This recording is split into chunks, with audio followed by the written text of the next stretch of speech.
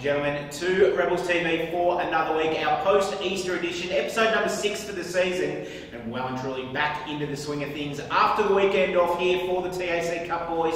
Sean Kelly's my name. Joining me, as he does every week, is our talent manager, Phil Partington. Parto, welcome back, mate. Good to be back, Sean, and the Easter bunny was kind to you, and looking forward to the next part of the TAC Cup season. Should be very interesting coming on, and of course, over the course of the past weekend, you took a little bit of a deviation from the Rebels into the Vic Country camp, and of course, starting to work towards the National Championship segment of the year and the representative segment of the year for TAC Cup players.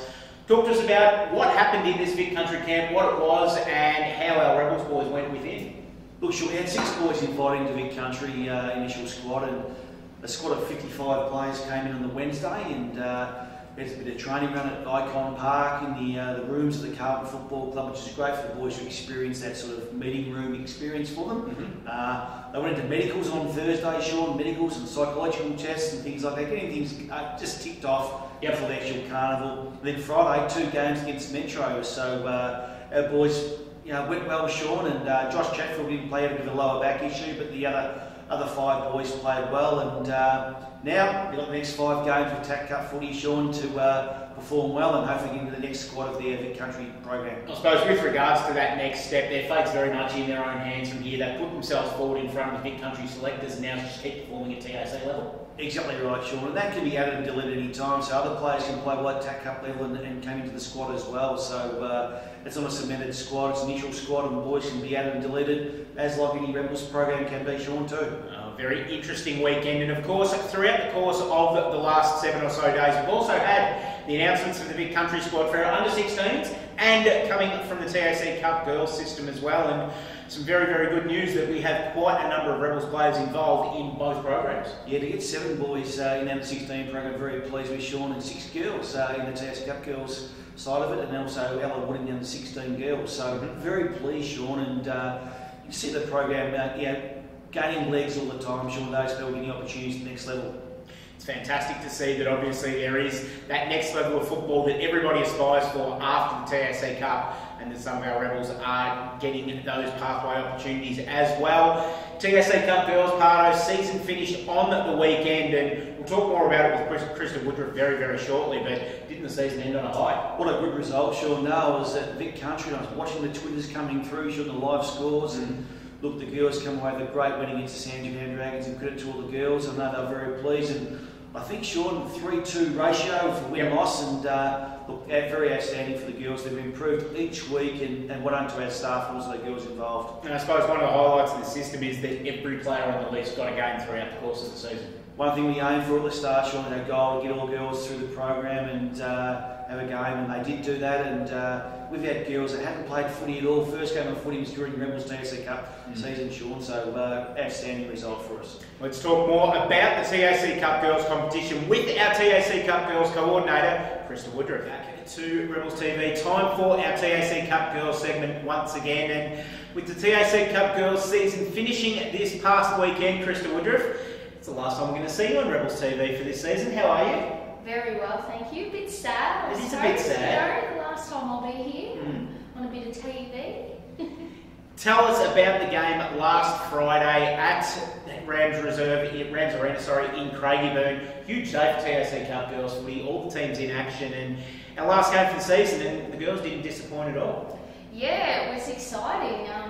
Big day with all the girls there from all the TAC Cup teams around the district, so it was exciting for the girls to represent the Rebels and represent in good fashion with a nice win over the Dragons. It certainly seems like they saved a bit for the bigger audience, didn't they? Because really, we've bookended the season quite nicely. Our first game was probably our best for the season, and then this week, and we can see the scores on the screen at the moment, the girls flew. They had 19 scoring shots for the day and were just on fire all day.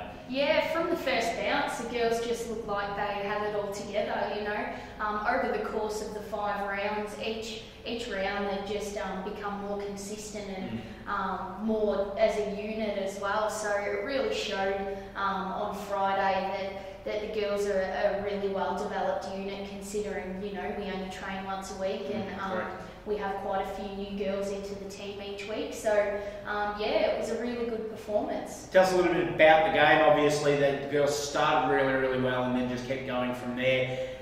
Tell us a little bit about the game, some of the top performers on the day as well. Yeah, it was a really fast-flowing game. The girls were coming, you know, out of the back line really strong. We were converting goals when we needed to, which, you know, we probably haven't done over the last couple of weeks. So it was really exciting to see the likes of Cece have a really good game. 3 goals in the third quarter, didn't she? Yeah, 3 goals.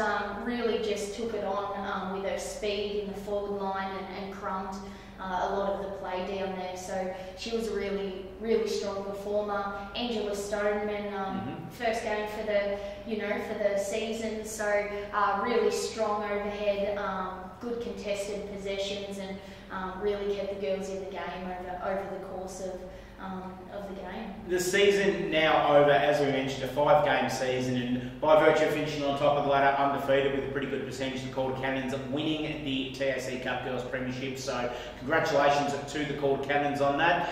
Like everything, first season, you look back on it and everything like that. 5 games. Hopefully next year we get a few more, and maybe you look at getting some finals experience for the girls as well, rather than just having a top of the ladder wins. Like everything with women's football though, we're going to see it evolve over the next few years a bit more. Yeah, I think it's really important for the development of the girls to, you know, increase the season over the course of the next few years. Everyone understands that it's just the beginning, and you know, with the explosion of female participation, it's only going to increase and improve the TAC Cup program. And especially because more and more we'll see in future years that TAC Cup Girls will mirror the TAC Cup in being probably one of the premier feeding grounds for the next level competition, being the AFL Women's. Yeah, definitely, and you see that even this year with the girls that are coming through the program.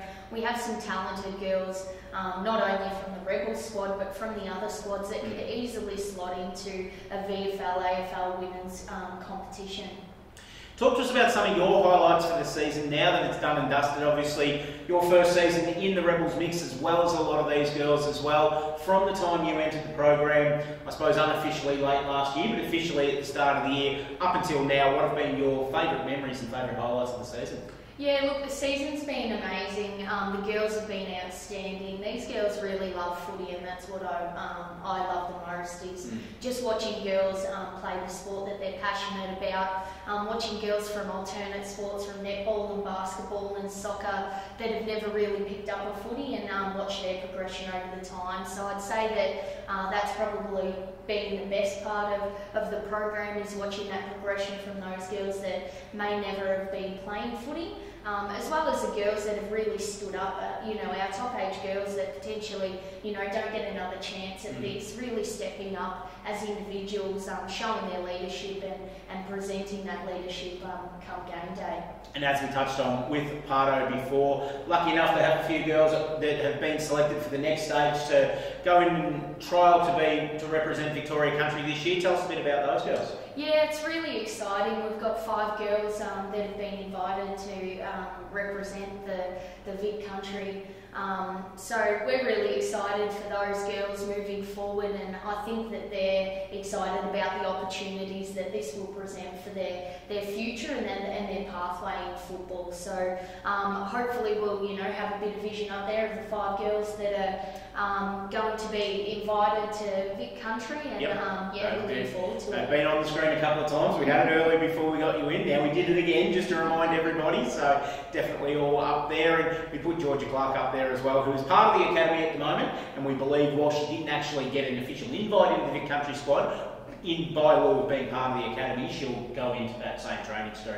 Yeah, definitely. The 5 girls got the invite, and hopefully, you know, Georgia Clark being a part of the academy program, it's really good signs for the Greater Western Victorian Rebels moving forward. Well, it's been a fantastic season. Thank you so much for joining us here on Rebels TV every week, Krista, and thanks for all of your hard work throughout the TAC Cup Girls season so far. Anyone you'd like to, I suppose, publicly thank whilst you'll have your opportunities to do it in different forums, while we've got you here in front of an audience of a couple of thousand? Yeah, look, I think it's a great opportunity to thank not only the girls that participated in the program and put all the effort in to be a part of the program, but their parents. Some of the girls are from Warrnambool area and that, you know, they're driving 2-3 hours to get to training and, you know, 4 hours to get to games at some stage. So the parents, you know, have a really good involvement. Their feedback's been fantastic.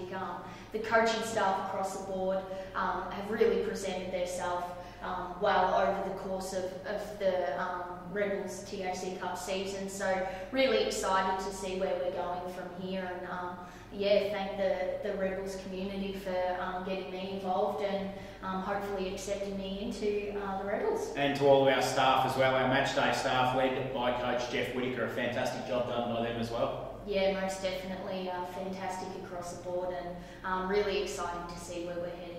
That ends our final TAC Cup Girls segment here on Rebels TV for the season. It's almost time to throw it back into the studio, and we're going to go inside 60 very, very shortly with one of the members, of course, of our boys system. Krista, once again, thank you so much for being a part of Rebels TV this season, and we'll try and catch up with you a bit before the season goes out, because as we know, as the season goes along, the girls' footy will start to ramp up, and good luck to yourself as well, representing Geelong in the VFL Women's Competition this year. Yeah, thanks, Shaun. Really excited to see where the season's going to go, and you know, not only for my own footy but for the Goldfields footy as well. So yeah, looking forward to seeing the Rebels girls participating in local footy, and hopefully I can have a few wins as well. Hope so for your sake, and hope so for all the girls out there that are going to continue on into their local footy teams going forward.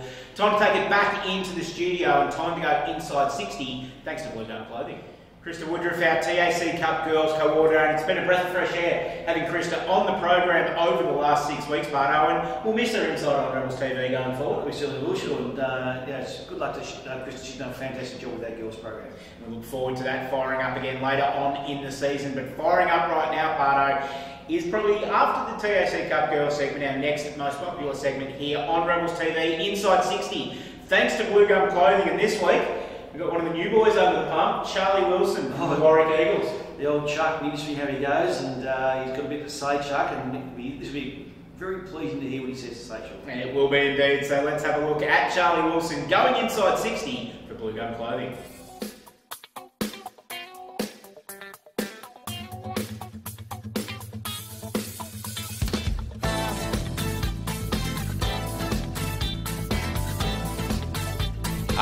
Chuck or Wilso.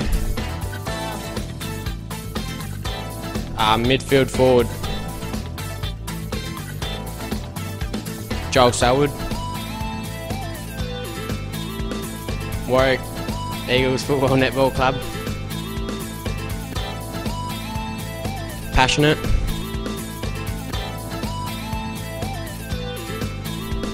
Mickey.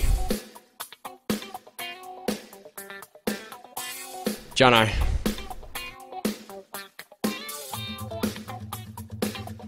Jake Loam, just pest all round.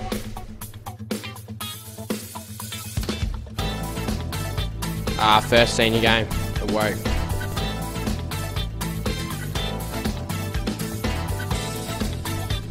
Carl Wellings. James Walpole. Charlie Wilson, inside 60, thanks to Bluegum Clothing. Interesting one, a few nerves there, first time in front of the camera, but I think he got away with it okay. Shaun, I think he'll go fairly well this week for playing for the Rebels, but hopefully he's better than his film work. Yeah, let's hope so as well. But this weekend, the Rebels boys back in action, and this cup that we've had sitting in front of the table, we haven't explained the meaning of it throughout the show, but we will now, because we are playing the Calder Cannons this weekend, as you just saw on the screen. Parto, for the last 3 years, this is the fourth time that this cup will be played for, an ANZAC Round trophy against the Calder Cannons. Tell us a little bit about the background behind it. Yeah, basically the last 3 years, Shaun, Ian, Kyle and myself got together, and we thought, what a great day to play for the ANZAC Cup, the two teams, and you know, we've got a great relationship with the Calder Cannons, always have and always will, and I think with them having you know, a great tradition with the ANZAC, with Cameron Baird, an ex-player, Victoria Cross medalist, unfortunately not with us anymore, but we thought it was a great idea to play for the ANZAC Cup, and thankfully Sean's been in the office for the last 2 years. Yep. The year before that, in 2014, it was kept at the Calder Cannons Rams Arena, and hopefully we don't take it home this weekend after the game, Sean. Heading down to Rams Arena for this game, and of course, full complements of Rebels boys available this weekend, of course, with our St Pat's players back available this weekend. Interesting game. Obviously, this was the time last year when it all started to come together for the Rebels. We started Zip 3 last year. We won this game against the Cannons and then rolled on into the rest of the season. We're hoping that we can follow a similar blueprint this weekend. I certainly hope so, Sean. Traditionally, we always have a slow start. I think with the country team, especially like the Rebels, where we train one night a week together as a group, but get that group together mid-March, we're always going to take a bit of time to get going. And I think for the last 4 or 5 years, it's been the same sort of tradition, Sean. So hopefully the boys find their feet this week. It's always a big game at Calder at Craigieburn, and hope it's not too windy down there, Sean, and the boys play a good brand and bring home a good cup for us. TAC Cup doubleheader this weekend as well, with the second game of that doubleheader, so make sure you're there, 2:30 start, to cheer on the Rebels boys. And TAC Cup Radio too, Sean. TAC Cup Radio this week as well. Doubleheader for TAC Cup Radio, so Red Time Sports, jump on there on the TAC Cup website, you can listen to the live call of our game, which is always pleasing by the boys from Red Time Sports and TAC Cup Radio. Now, we've just had to make sure that they're calling the GWV Rebels this year and not the North Ballarat Rebels as they've been used to. I'll get a phone call during the week, Sean. Beautiful work. Thanks for your time this week on Rebels TV. It's been a pleasure joining you once again. Parto, thanks for joining us. Thanks, Sean. And thank you for joining us as well. We'll see you next Wednesday night at 6 PM right here on Rebels TV.